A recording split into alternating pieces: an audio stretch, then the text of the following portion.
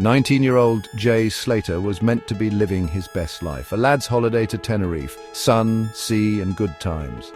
Instead, it became a parent's worst nightmare. Jay vanished, gone without a trace. The story gripped the nation, everyone asking the same question: what happened to Jay Slater? Jay's disappearance wasn't just another news story, it felt personal. He could have been anyone's son, brother, friend. His face, full of life and promise, stared out from missing posters plastered across Tenerife and splashed across our TV screens. We all hoped for a miracle. The details, as they trickled out, were scant but chilling. Jay, on his first trip abroad without his parents, was last seen in Masca, a village nestled in Tenerife's stunning but unforgiving mountains. Known for its challenging terrain and dense vegetation, Masca can be a paradise for hikers, but it can also be a treacherous trap. The date was June 17, 2024. What started as a carefree holiday with mates ended in a terrifying silence. The last known contact with Jay sent chills down everyone's spines. At 8:30 in the morning, his friend Lucy's phone rang. It was Jay. Panic laced his voice. He was lost, alone, stranded in the mountains. "I don't know where I am," he stammered, his words heavy with fear. "My battery's almost dead." The call dropped, leaving Lucy with a heart full of dread and a single terrifying thought echoing in her mind: 1% battery.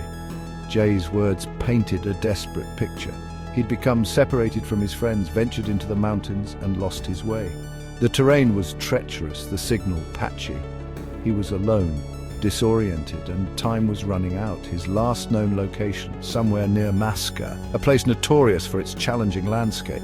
The clock was ticking, and every second counted. News of Jay's disappearance spread like wildfire. Friends and family, desperate for answers, contacted the authorities. But the initial response, many argued, was slow, hampered by bureaucracy and miscommunication. Precious hours, crucial in a missing person case, seemed to slip away.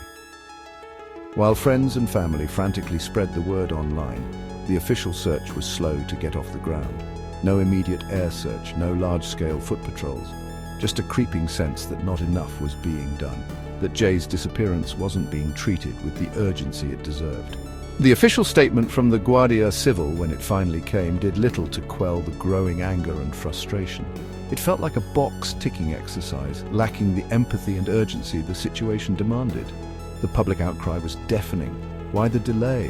Where was the sense of urgency? Every minute counted, and it felt like the authorities were dragging their feet. Under mounting pressure, the Guardia Civil launched a full-scale search operation. Helicopters buzzed overhead, their searchlights cutting through the darkness. Drones, equipped with thermal imaging cameras, scoured the dense undergrowth. Sniffer dogs, their noses twitching, followed faint scents in the hope of picking up Jay's trail. But the search was fraught with difficulties. The terrain was treacherous, the weather unpredictable. Drones, grounded by sudden downpours, sat idle. Volunteers, eager to help, were initially turned away, their offers of assistance met with bureaucratic roadblocks. Days turned into weeks, hope fading with each passing hour. The search teams, though relentless in their efforts, seemed to be fighting a losing battle against the unforgiving landscape. Jay's family flew out to Tenerife, their hearts heavy with dread. They traversed the island's unforgiving terrain, often without police escorts, desperate to find their boy. Their anguish was palpable, their frustration at the lack of communication from the authorities evident in every interview.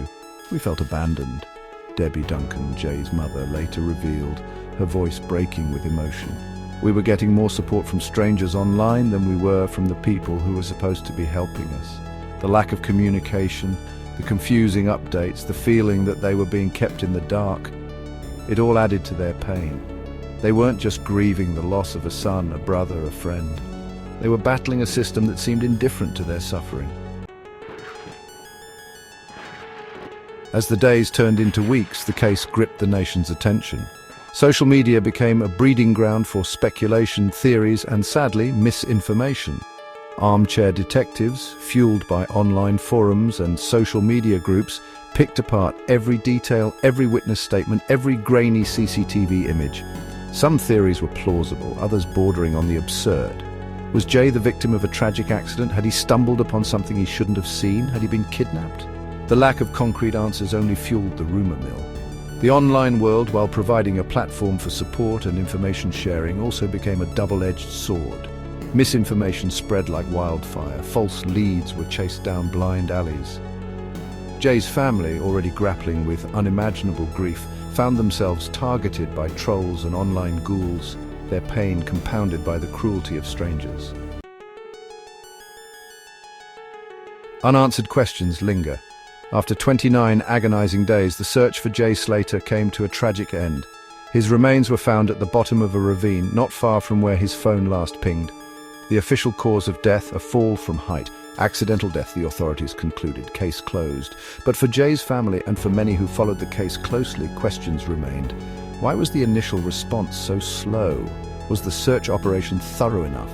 Were crucial leads missed? Were all potential witnesses thoroughly questioned? The discovery of Jay's body provided some closure, but it also brought a profound sense of injustice. Had the authorities acted sooner, could Jay's life have been saved? Had they been more transparent, more communicative, would it have eased the family's suffering? The disappearance of Jay Slater serves as a stark reminder of the devastating consequences of miscommunication, bureaucratic hurdles, and the double-edged sword of online scrutiny. It's a story that raises uncomfortable questions about how missing person cases are handled, about the role of social media in shaping narratives, and about the enduring pain of unanswered questions. What really happened to Jay Slater in those final hours? Did he simply lose his footing on a treacherous mountain path, or were there other factors at play? We may never know the full story, but one thing is certain. Jay's disappearance left an indelible mark, a stark reminder of the fragility of life and the importance of seeking truth and justice, even in the face of tragedy. What do you think happened to Jay Slater? Share your thoughts in the comments below and subscribe for updates on this and other compelling true crime cases.